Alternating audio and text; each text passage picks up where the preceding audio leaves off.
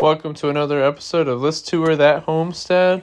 Now let's see this beautiful farm. So, hi, my name is Melanie Thigpen, and this is my husband, Rodney, and welcome to Silvershed Homestead. This is the start of the operation in the incubators. So, we use a hatching time incubator. This is the What are you doing here? 180. So, it does 180 eggs, chicken eggs at a time. Right now, I actually have quail that have just hatched, and I believe, let me double check before I open the door. Oh, yeah, we got little babies. So the reason why we like the hatching time incubators is they're completely automatic. You fill up the water, and it maintains it for weeks. I fill it up when we start the incubation and usually one time before hatching.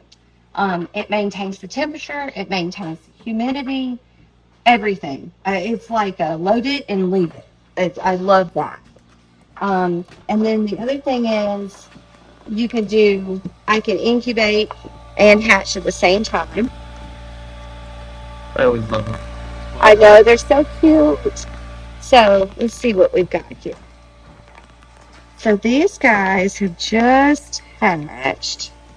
Let's see how many you've got. These are quail. Yeah, and these are quail. So I have 7.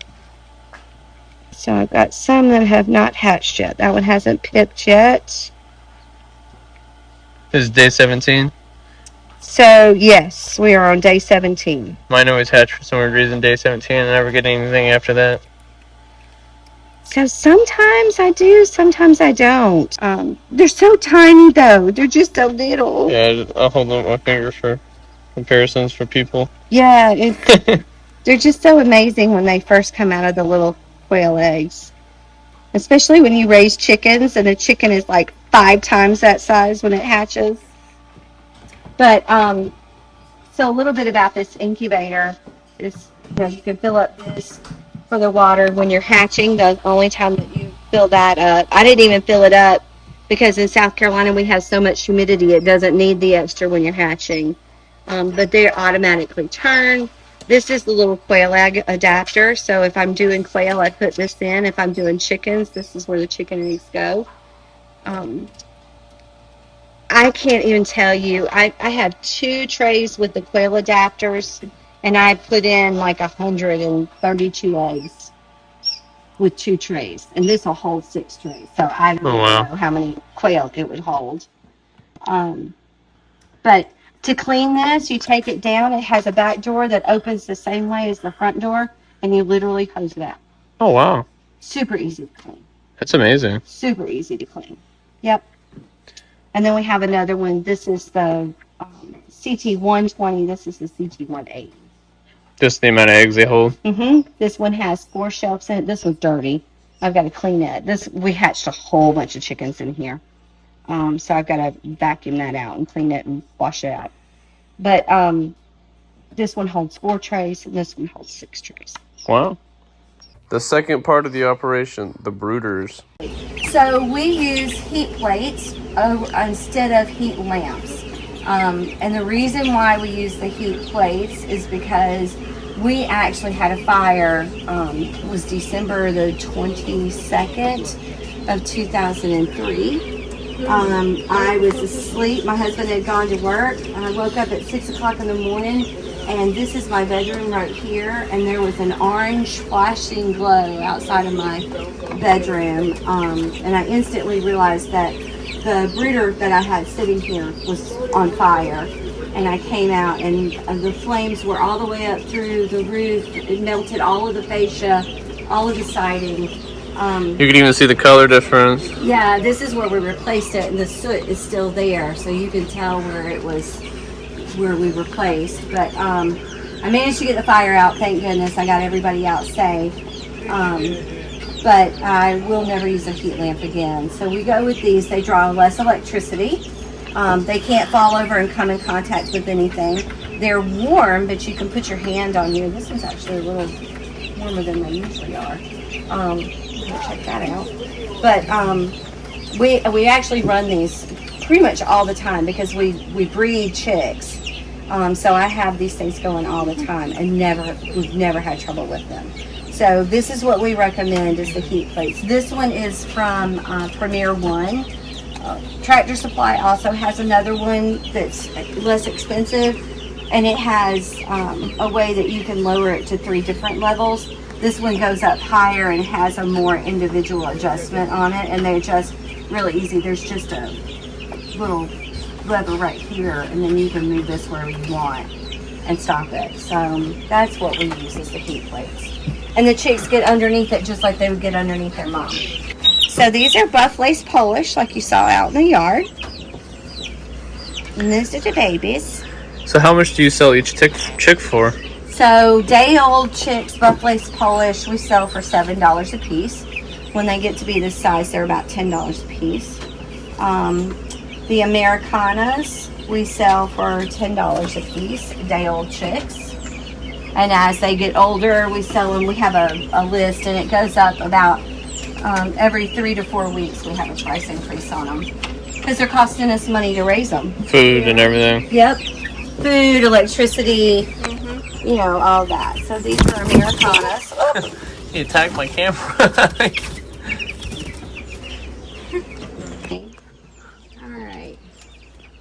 So these guys are really pretty over here. Now these are Tolbunt Polish. And the Tolbunt Polish is actually a crossbreed. My niece knows more about this. These are her babies. She's the one that likes the Tolbunts.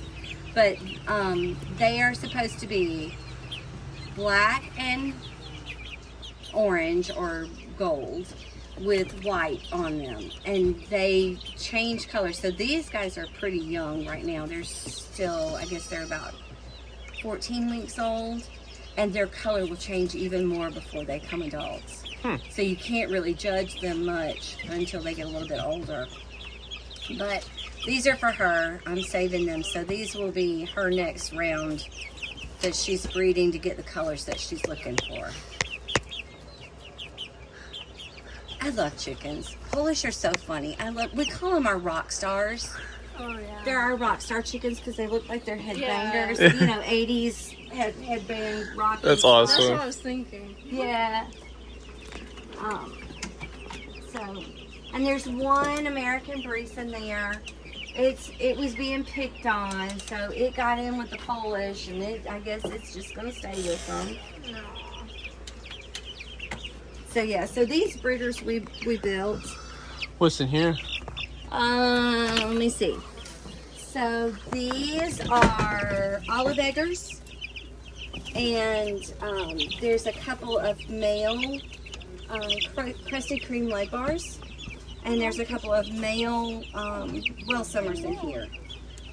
So my niece and I do this together. So she has half the birds at her place, and I have half the breeders here. So she's got the cream leg bars, the well summers. She has Jubilee Orpingtons, lavender Americanas, and something else in her. She's got half of them. I've got half of them. Okay. But yeah, so that's what we do in order for us to be able to pay for stuff going on in our homestead. You know, I told you everything has to serve a purpose, and we've got to be able to pay for it. I can't be an added expense. It's got to be able to pay for things. So we use the selling of the chicks to pay for feed and buying more animals and stuff like that, so that we're self-sustaining. Out of the 3 years that we've been doing this, we probably have only paid out of pocket, I would say, less than $400 for feed costs for the entire farm. Wow. Yeah. That's pretty. I got a lot. That's pretty going on. amazing. Yeah. And that includes the meat birds and everything. And meat birds go through some food, y'all. 30 birds can eat a bag of feed in a day. Oh my and when they get when they're getting to the finish, they will go through a whole bag of feed a day. That's crazy. Yeah. So it's pretty amazing that we've been able to be that self-sufficient with it. Yeah. Then we got the layer chickens. It's a buff lace Polish.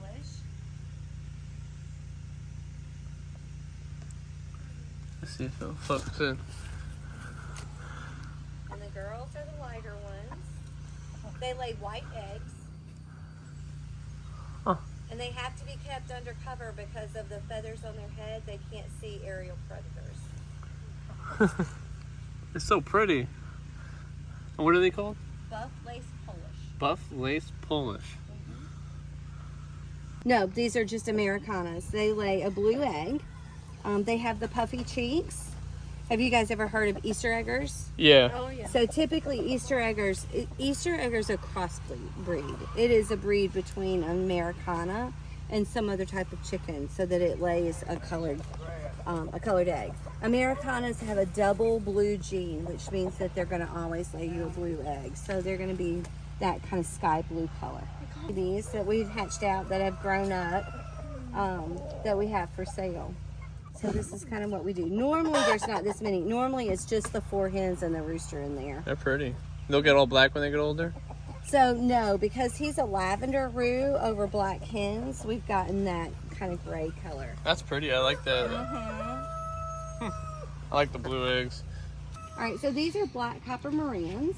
And I also have, there's one Americana in here and one barnyard mix, this one right here. So the black copper Morans lay, okay, so this will kind of give you an idea. So this is a black copper Moran egg. This is an Americana egg. 1 second, that's how. Okay. Black copper Moran, Americana, and this is an Easter egger egg. All right, so these are Barney Velders, and these are a standard Barney Velder breed. So they have double lace gold feathering. That's the rooster. He always has more color in him.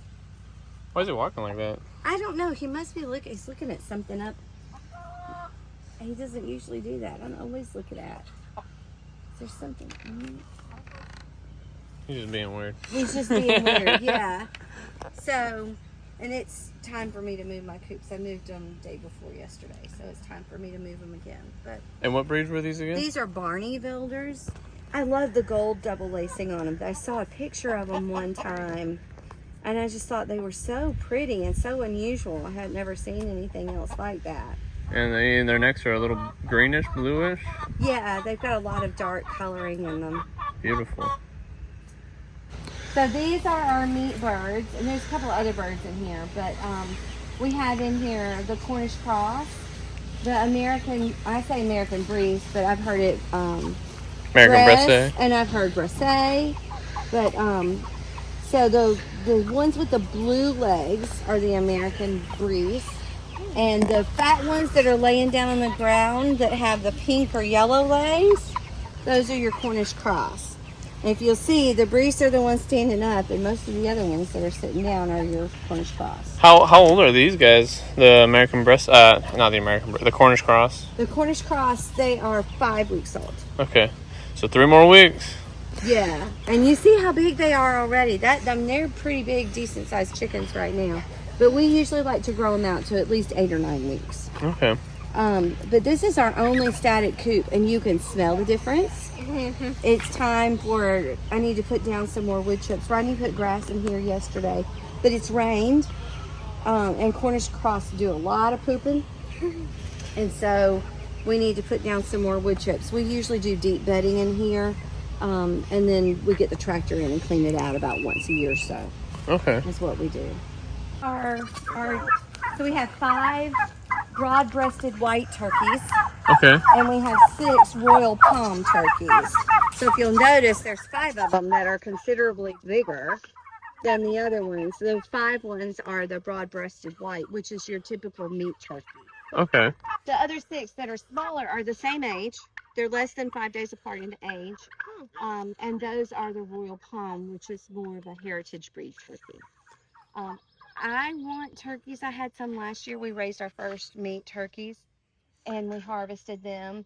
But I love hearing their sounds and their gobbles, so I had to get them back. I just loved them. How do they taste? Fabulous. Fabulous. So we got busy, and I couldn't harvest them when I wanted to, when I should have. And so the last one we harvested was right before Christmas. And he, fully dressed, weighed 40 pounds. Oh my goodness, that's a. I cooked a 40-pound turkey. Wow. And he was fabulous. It was tender and juicy, and um, it tasted so much better than the store because sometimes they inject like a brine and stuff like that in them, and we were just able to cook them natural, and it was delicious. So we had 5 last year. I've got 5 this year. Um, turkeys want to do everything they can to die.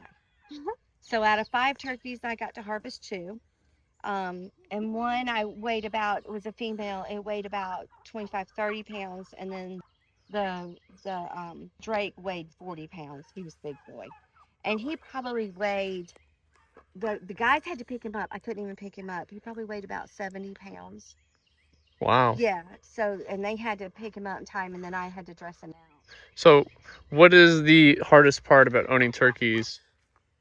They trample everything. So you have to move them quite often. They've been here, today's the 3rd day. Why do you said they like to die? How do they keep dying? Turkeys are stupid. I mean, I hate to say that, but they really are. Now, this year I haven't lost anybody, so I may keep them because once they get to be about this size, they seem to be really hardy. Last year I lost one to fly strike. What's fly strike? Fly strike is when basically the flies lay their larvae in, and then the maggots and stuff start growing inside the them? live bird. Yes. Oh, that's so sad. That's And crazy. it was so sad and so disgusting. And I had left and gone out of town, and everything was fine. And when I got back, one of my friends was like, "This turkey doesn't seem right. There's a foul smell." And so together, the 2 of us caught it, and I was like, "Oh my gosh." Well, the only humane thing at that point, it was so Put it fed mine, down. was to put it down. So we did. That was one. The other one is one of them got into something, and we just found it dead. A predator got a 3rd one, and I found it with its head out of the fence and ripped off, and it was gone. But everybody I know says that turkeys they just try to die. They try to die for the first couple of months. Huh. But I love the sounds that they make, and they're pretty. These guys are not quite to gobble age yet. One of them gobbled a little bit the other day. Pretty birds. Huh. Yeah. All right. So these are my goats. After I borrowed my niece's goats to kind of clean up some stuff, he finally said that I could get goats.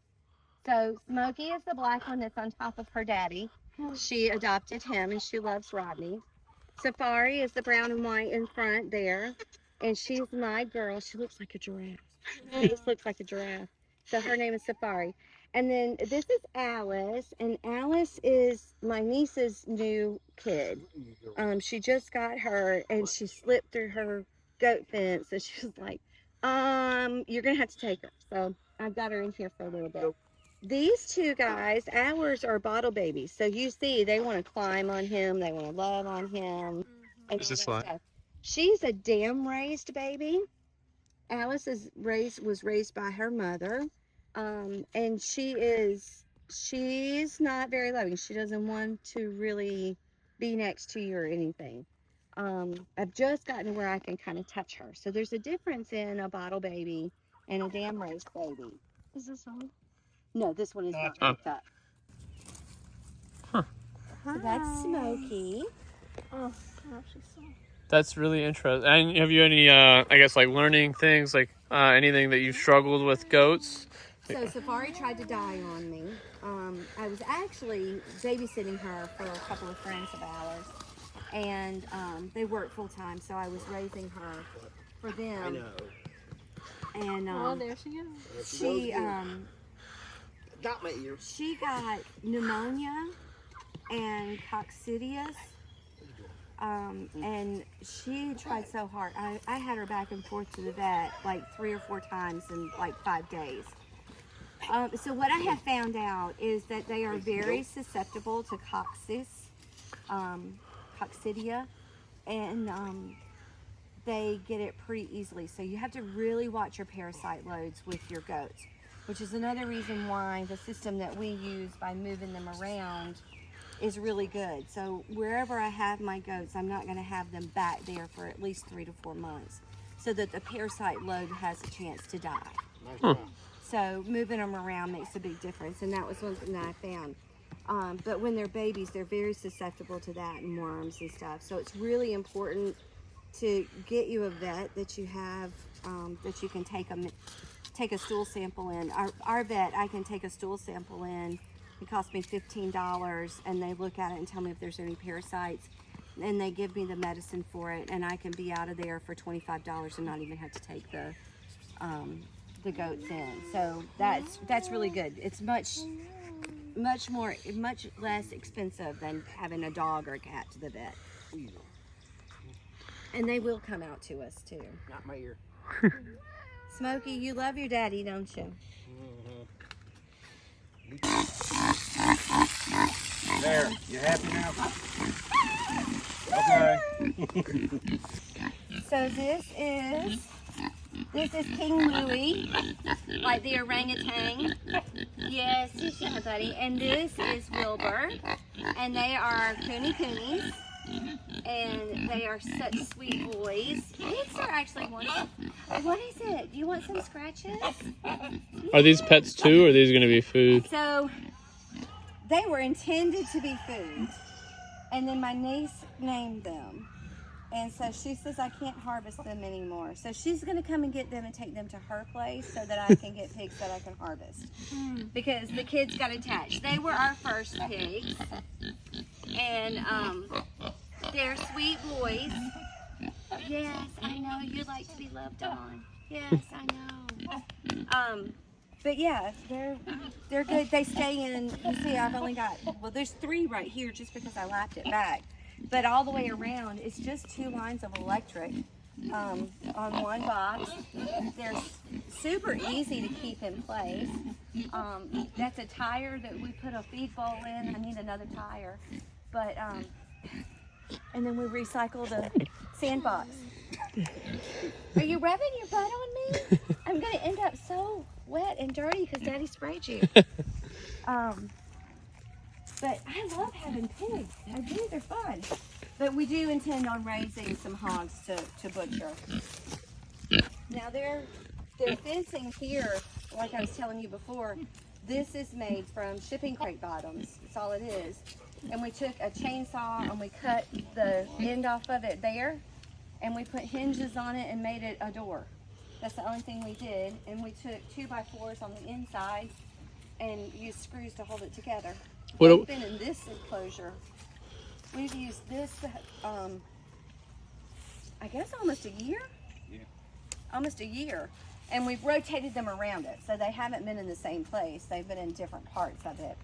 And I want to build another one over here so that I can rotate them through there. But this was full of all kinds of brush and stuff, and they cleaned it all out. Now the thing about coonies is they don't root. They're more of a grazer, whereas our other potbellies are rooting things up.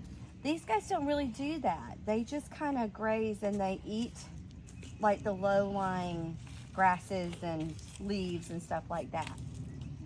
So they're good to have if you don't want to have a lot of ground damage, because they don't do a lot of rooting.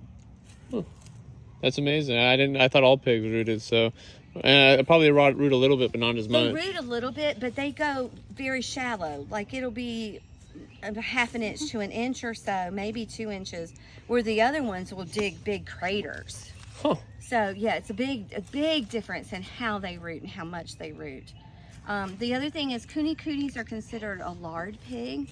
So you raise them to get a lot of fat and lard with them. You get meat from them too, but they're considered a small lard pig. Are they fully? Yeah, they're probably fully grown, right? So actually, they say pigs grow for 5 years. Oh wow. Yeah.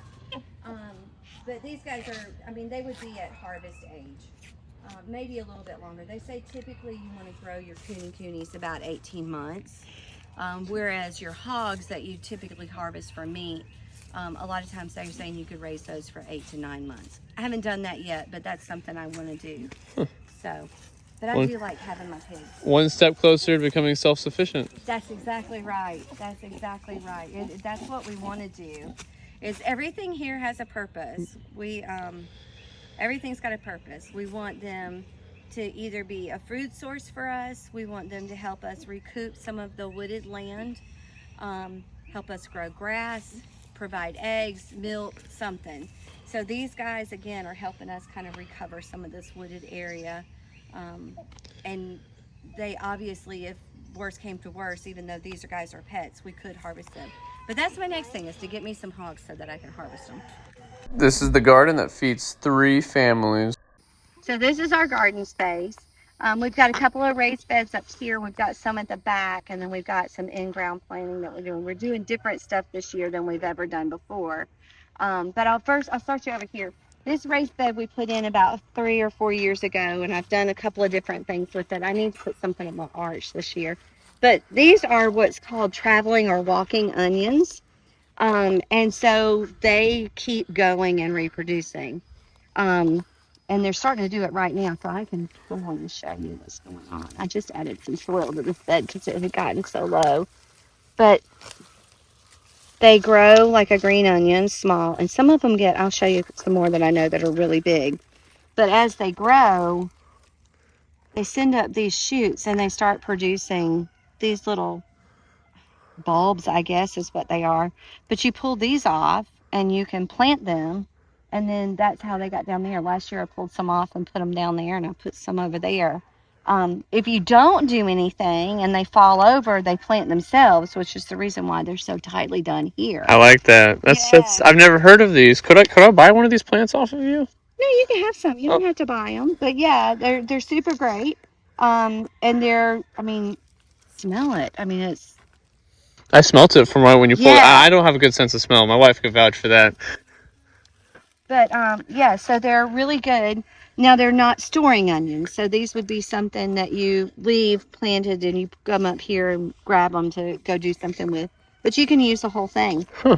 Now the lady that I got these from actually lives in Maine.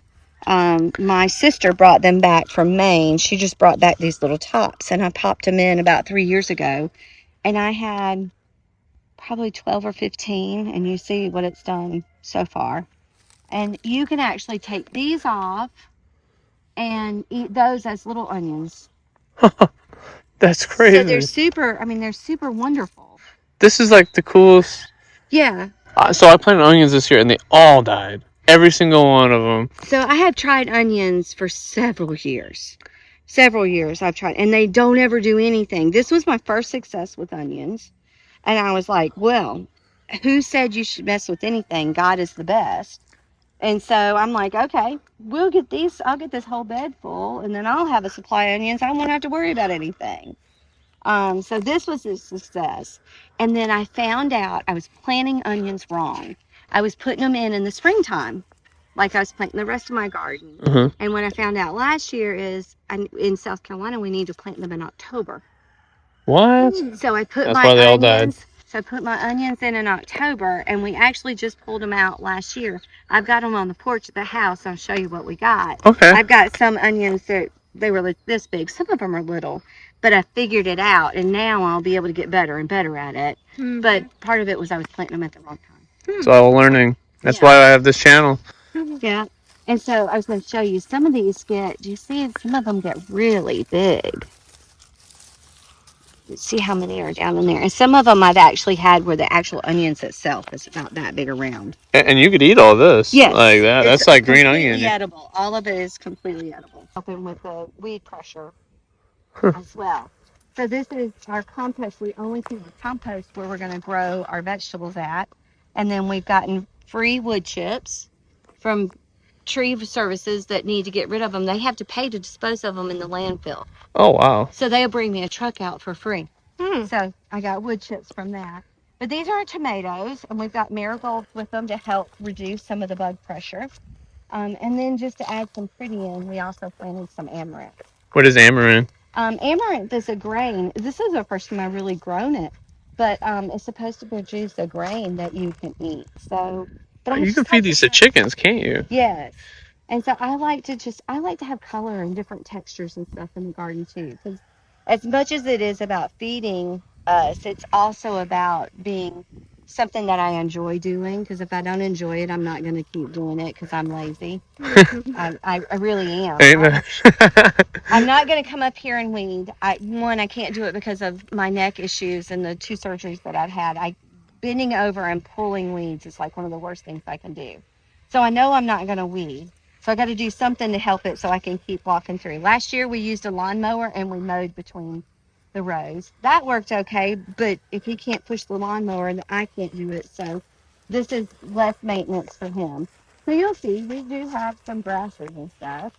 But to come over and pull something that's in a loose compost It's a lot easier. is a lot different than trying to pull something that has been established in the ground and everything. But so I grow about 70, I think I put in 70 tomato plants this year. Because I try to grow as much as we do. A lot of fresh eating of tomatoes, but I also can them. I freeze dry them, and I did dehydrate them, but I found that we really like them freeze dried as slices, because then you can put it on a sandwich and you get that nice fresh flavor of fresh tomato without the squish and the juice of the tomato, but it tastes that intense tomato flavor. It's so good. Well, babe, we're buying a freeze dryer. These are peppers, and peppers grow so slowly, but we'll get lots and lots of peppers. This whole row is full. It will be full of peppers, and I get all of them. I freeze them. I freeze dry them. What breed are they? So we have. I get them from a local lady. She grows heirloom seeds for me. So she's Carolina Wonder, I think, is what one of them was. She gives me poblanos. I get sweet banana peppers, hot banana peppers, serranos, and jalapenos are typically what I do. We don't go any hotter than those. I don't do the like whole ghost pepper. I grew Carolina Reapers one year, and I still have them. Yeah. No, we're old people. We don't need all of that heat anymore. So these I planted a couple of weeks ago.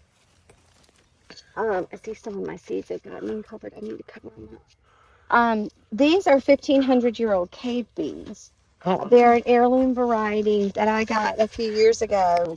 Now our first garden started off as a 10 by 10 garden with 10-foot rows, and then I realized, oh gosh, I put them too close together. I can't get in and harvest things. So it's like, okay, I need to spread out. And then the next year it was as big as the shop there, the big shop. I did a garden that's a huge place. That building is 40 feet by 60 feet. That's a huge garden space. And then I decided I wanted to add some more things and some different things. And so I kept going, and now I have this big, huge space, and I really like it. But you'll see, not everything is planted. That's the other thing, is you'll see there's spaces that are planted and spaces that aren't. So what I do is I spread out my planting so that not everything's being harvested at the same time, so that I'm not running crazy. I'm working on harvesting and That's preserving smart. one thing, and then the next thing is going to come in, and then the next thing's going to come in. Mm-hmm. So Cucumbers? cucumbers I have in this bed. I have cucumbers, we got rain, so they decided to go crazy growing. So we have cucumbers. I've planted asparagus. Asparagus will come back, and it will actually continue to grow for about 25-30 years. And then I also have in here some eggplants that I put in. So yeah. So yeah, the asparagus is something I did not know it, that South Carolina at one point was the asparagus capital of the world, is what I understand. Oh, wow. Yeah. So it grows really well here. Yeah. And I tried with the crowns to get it started, and some what do they call those roots, the dried roots that you get that aren't quite ready to go, that you put in and then they'll come. I tried all of that, but what I actually ended up doing that's actually working, the ones that I have back at the house in that little bed and these, I actually ordered the plants from a place called Azure Standard, and they came in as one little sprig. And I put them in, and you see they're already starting, like this one's already got 3, that one's got a whole bunch. The first couple of years you don't eat from them. You let them grow up and establish themselves. And then about these you're supposed to be able to eat the second and third year. So I'll have asparagus, and then that will be there. Forever. Asparagus is one of our favorite vegetables, so we'll have it for. We love asparagus. Yeah, so we'll have it for a long, long time. Okay. So these are green beans, and we grow a bush variety. The rows were about 2 feet wide. I planted 4 rows of beans in each one of these, so that we can come through and pick. And I should get it. The last time I did this, I planted green beans 3 years ago, and I canned enough green beans that it's lasted 3 families 3 years. Oh my goodness. Just used the last ones. So that's what we're planning on doing again with these, and we'll get a lot of green beans.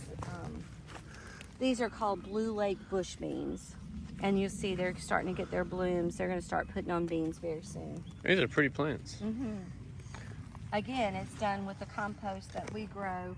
This tree right here was a pecan tree at my neighbor's house that he paid to have taken down, and it was going to cost him $1,000 to pay him to take it off. And we said, well, are they going to chip any of it up? And he was like, yeah. And we said, well, we'll take the tree. So we got all of the wood chips. We still have some left. And then we've got all of those logs down there, and I'll show you what we also do with all of that. And pine's good at keeping bugs out of the soil. Where the garden begins in the heart of a garden. All right, so this is our compost system, really is what it is. And this is this year's. I emptied this out about a month ago. And everything that will go in here is all of the bedding from my chickens. Anything that we clean out will come up here. My father-in-law mows his lawn. He puts all of his grass clippings in here. Any food scraps that we have left over, eggs that don't get eaten or whatever, any of that kind of stuff that can be composted comes back here. And when we harvest our own chickens, all of the blood and innards and all of that stuff actually goes into this compost as well. This sounds bad. What we do is we take the quail that we have butchered and all the intestines, everything we don't want to eat, we feed them to the chickens. Yeah. And if we ever do the other way around, it's going to go to the quail. No, exactly. Actually, when we do chickens, our free-range chickens come over and they want the livers and the hearts and all of the intestines and that stuff. And because we harvest so many, we've only got a couple that free-range. I give them a few pieces, but a lot of it comes up here because one thing that's good for your garden is, you ever heard of blood meal? Yeah. It comes from blood. Yeah. So we put all of that back in, and so that eventually will come back. So this is this year's, and it will get to be a huge pile, and I use my tractor to turn it and everything. So that got moved over to this pile about a month or so ago. And this now will be what we're going to finish off to be using for next year or the year after. So this will sit here, and it will decompose and compost out. And I keep turning it. So this lane is empty because I just moved it to there. And Right next here? Next week I'll come in with my tractor and I move it back over to here. Cools it down faster. It keeps it aerated, and it actually helps it process more quickly. So I can get this to be able to be used in the next couple of months. So I can use it for my fall garden. So I'll keep moving it back. And I have you saw the thermometer that's stuck in over there. I use the thermometer to manage to see what the temperatures stay at. When it gets to be about 140 degrees, 130 to 140, I go ahead and stir it again. Okay. So this is Petunia. Petunia is a potbelly pig. And she actually is a rescue. Somebody called me up, one of the ladies that buys eggs from me, called me up and was like, somebody walked into my work and they found a pig and I was wondering if you wanted it. Oh. And I was like, a pig? Let me think about this for a second. And so I was like, well, I go to farm swaps and stuff. So if nothing else, I could rehome it to somebody who could give it a good home. Well, let me tell you something. She came in and she absolutely stole my heart. It was cold, so I had her inside in a kennel, and she would come out and she would let me love on her, and she sits next to me, and Petunia, show me the bacon. Show me the bacon. I want the bacon. Yes, she showed me the bacon. You're such a good girl. She's a good girl. So she loves her bacon rubbed. That's so cute. So, and she sits. Really? She will sit on command. Yes. She's sitting right now.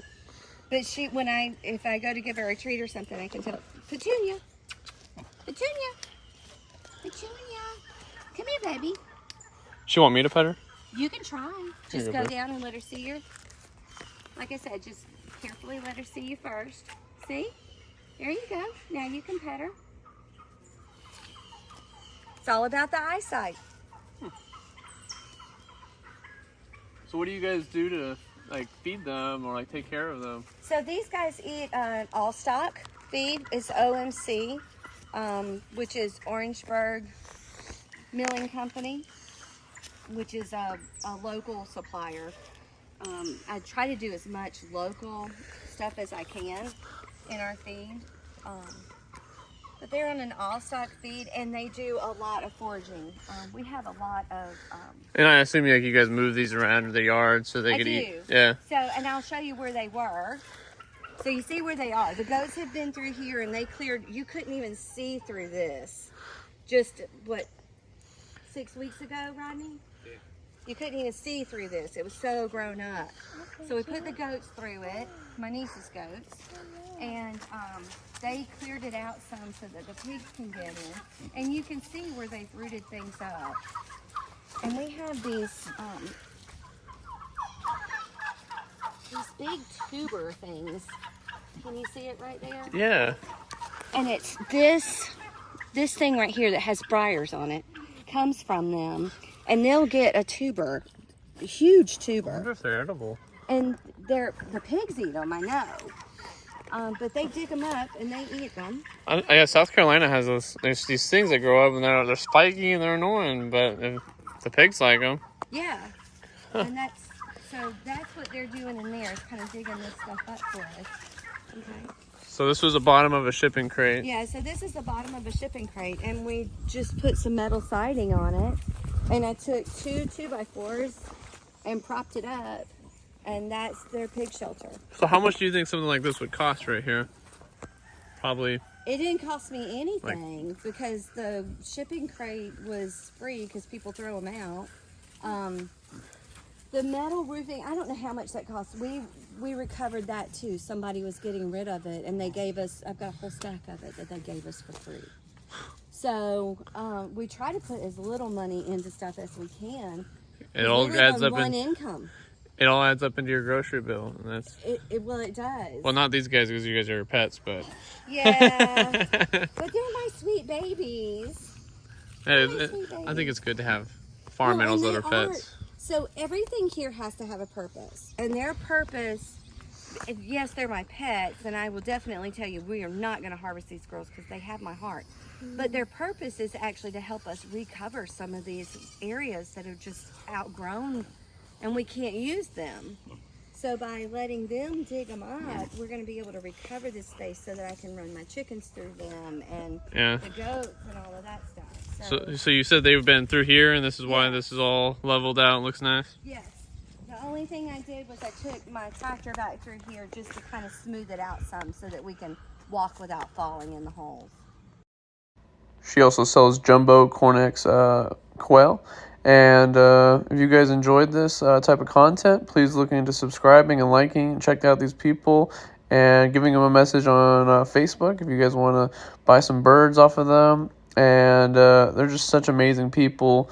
And when I mean amazing, these are the type of people you want to support in your local area or even just go out of your way to support because they are that friendly and they have such an amazing, beautiful operation going on. So give us a like and a subscribe for more of this type of content.